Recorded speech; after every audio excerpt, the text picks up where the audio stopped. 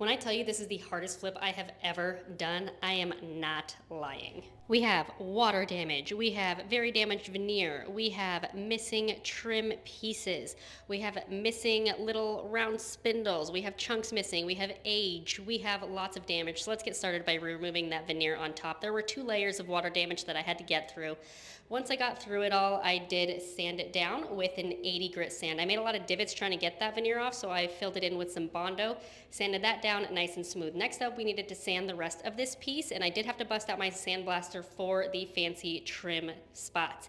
Next up was adding that new veneer. I used a spray adhesive and my putty knife to smooth it out, used my little trimmer to trim down that veneer and sander to make it nice and smooth, and the top was looking really good. All right, next up, we need to recreate that trim. How do you recreate that trim? Well, I made an entire reel, so right now here are some cliff notes. I used some olive oil and a glue gun to create a mold.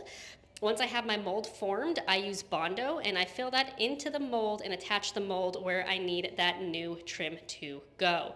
This one I did have to use some tape to hold it up, but once it dried, after about 45 seconds, I was able to remove that mold and we have some new trim. Oh my goodness. Okay, so I did have to make a few repairs. Then next up, I did remove the front trim. It was just gonna be easier for painting and staining when we got down to it. Next up, I was staining the top. It was too light compared to the rest.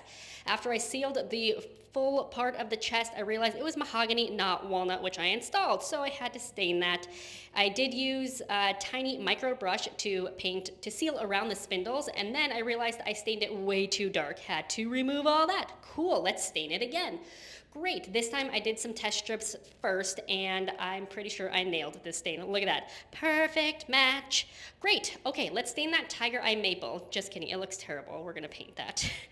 Okay, next up we primed the base, we primed the top, we primed the spindles. Every spindle had to be hand painted with tiny brushes. Got the trim all primed, and check that out. How good does that look? It's not perfect, but it's pretty dang good.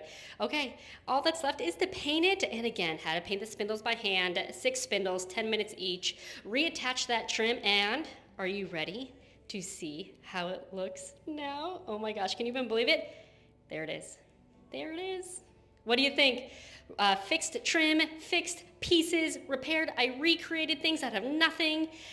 This is the most challenging piece I have ever done in my entire life. I learned so much, and I'm so incredibly proud of how this piece turned out.